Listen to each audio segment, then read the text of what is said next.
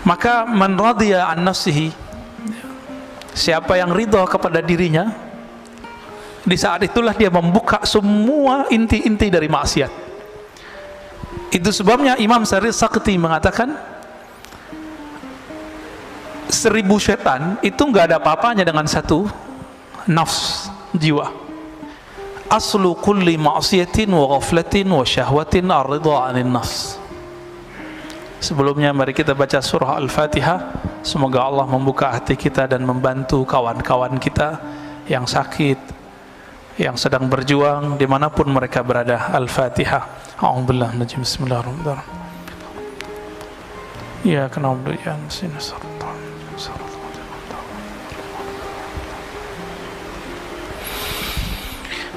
Qala Ibnu Athaillah Sakandari qaddasallahu sirrahu aslu kulli ma'siyatin wa ghaflatin wa syahwatin ar-ridha 'anil nafs. Sumber dari semua maksiat, sumber dari semua penyakit hati bernama lalai, sumber dari syahwat itu adalah ar-ridha 'anil nafs. Meridhai, membiarkan kehendak diri, membiarkan diri kita terpapar oleh syahwat, membiarkan diri kita menikmati tidur lalu tidak tahajud, membiarkan diri kita berdebat, membiarkan diri kita untuk memandang sesuatu yang tidak halal.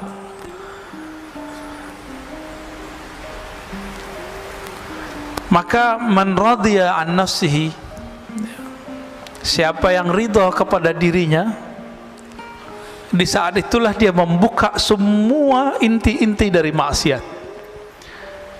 Itu sebabnya Imam Syarif Sakti mengatakan 1000 setan itu nggak ada apa-apanya dengan satu nafs, jiwa. Atas dasar itulah kalau bulan puasa masih ada orang maksiat meskipun setannya sudah dibelenggu. Jadi kalau banyak orang bertanya, kan setan sudah dibelenggu. Nah, ini berarti doktrin kita salah selama ini. Maksiat itu nggak perlu ada setan.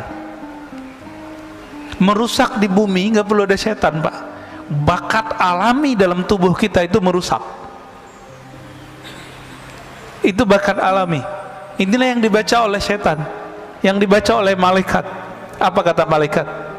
Ya Rob, kenapa engkau menciptakan di bumi makhluk yang merusak dan membunuh?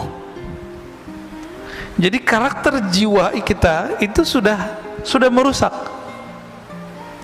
Dan saya sudah pernah membahas sebelumnya, jiwa ini punya karakter hewan, punya karakter buas, hewan ternak dan buas. Dengan karakter ini sudah cukup kita bermaksiat kepada Allah Subhanahu wa ta'ala. Jadi nggak perlu setan kalau mau maksiat. Bedanya setan itu menyesatkan. Nah, ini kata kunci. Jadi yang berbahaya dalam hidup kita bukan maksiat, bukan dosa, bukan zan, tapi maksiat yang berisi kepada kesesatan, pemahaman yang sesat, cara pandang yang sesat. Ini yang berbahaya. Kalau dosa, semua kita dosa, dan ini sudah digariskan oleh Allah Subhanahu wa ta'ala, sehingga muncul hadis, kullu bani adam khatta'un. Semua manusia itu pasti khata'. Apa arti khata'? Banyak salah, banyak dosa. Maka seorang manusia itu punya dosa itu biasa, Pak. Yang nggak biasa itu kalau dia sesat, dia menyimpang dari jalan Allah Subhanahu wa ta'ala. Makanya Nabi Muhammad sallallahu alaihi wasallam itu menerima orang-orang yang berdosa. Tapi Nabi Muhammad tidak suka dengan orang-orang yang menyimpang.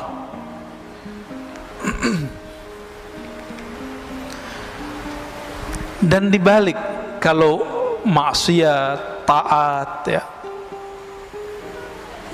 kemudian syahwat itu dimulai dari kita ridha kepada diri, lalu sebaliknya pokok dari ketaatan, pokok dari kesadaran dan kehormatan itu adamur ridha minka anha. Kamu tidak membiarkannya, kamu tidak meridhoinya. Kalau sepertiga malam terakhir jam 3, maunya badan tidur atau sujud, Pak? Tidur ya. Kita biarin begitu. Ini namanya asal kulli ma'asiyah. Maksiat mulainya dari situ. Kita biarin, kita manjain jiwa. Terlalu memanjakan nafs jiwa, ini awal dari semua maksiat. Ya. Oleh karena itu, Imam Ibnu Athaillah As-Sakandari memberikan karakter seorang mursyid. Mursyid itu bukan orang yang hebat. Mursyid itu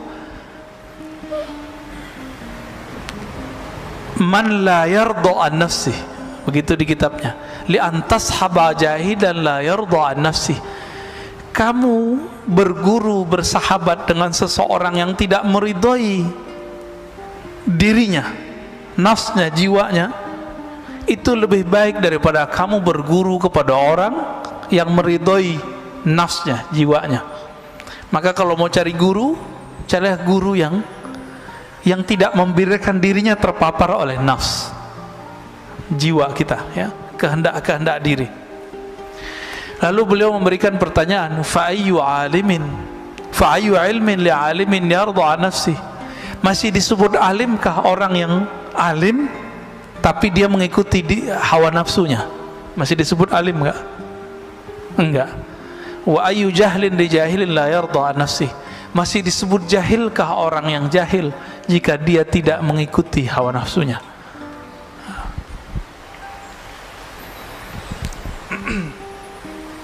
Sekarang kita masuk ke, ada satu istilah di dalam qalbu namanya basirah. Basirah itu, kalau yang kita pakai sekarang namanya basar. Sifat melihat, kemampuan memandang, memandangnya dengan fisik.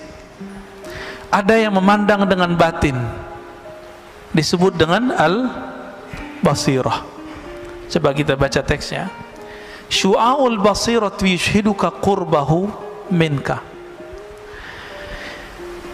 Pancaran atau terangnya basirah mata hatimu, yushhiduka qurbahu mink, akan membuat engkau menyaksikan bahwa dia dekat kepadamu.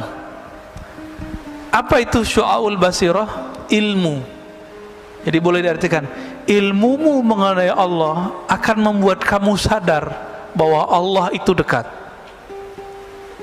Udah ngerasa Allah dekat belum? Kalau nggak diingetin nggak ya? Kenapa kita masih suka bertawassul? Karena kita merasa jauh kepada Allah. Kalau kita merasa dekat kepada Allah, itu nggak perlu tawassul, Pak. Jadi apa rahasia tawassul sebenarnya? Karena kita nggak punya kesadaran itu. Jadi ada di Inggris dua kelompok. Jadi kelompok Sufi Asy'ariyah, Sufi terus akidahnya Ahlussunnah Asy'ariyah, didebat oleh kelompok Salafi Wahabi. Pakai ayat, wa idza sa'alaka ibadi anni fa inni qarib. Kata si Wahabi nih, Sufi, kalian tolol, kira-kira begitu. Allah akan dekat, ini ayatnya. Ini ayatnya, jika hambaku bertanya mengenaiku, maka katakan dia dekat. Ngapain kamu tawassul-tawassulan segala? Apa jawaban dari seorang, ini kelompok perempuan, Pak, perempuan, tapi berdebat dan canggih sekali, ya, bikin kita jatuh cinta lah dengan dalil-dalil mereka. Apa kata si perempuan ini, yang Ahlussunnah, yang Sufi? Betul, Allah itu qarib, tapi apakah engkau merasakan dekat kepadanya? Bengong juga si perempuan, ya, yang Wahabinya. Semua kita tahu Allah itu dekat, tapi kesadaran merasakan Allah dekat itu biasanya orang berguru dulu.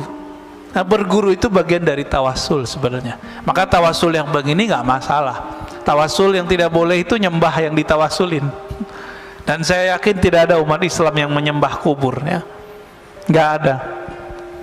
Dulu waktu saya bertanya persoalan ini kepada Syekh Badi Sayyid Al-Laham, itu belum marahnya bukan main. Karena beliau marah, saya kena ainnya, Pak. sakit 2 bulan. Jadi teringat terus, matanya itu kayak nyala. Apa kata beliau? La ara fid dunya ahadan minal muslimin yasjud li ghairillah illa fil hin, gitu ngomongnya. Saya tidak melihat di muka bumi seorang muslim pernah sujud, pernah meminta kepada selain Allah, kecuali di India ada orang sujud ke kubur.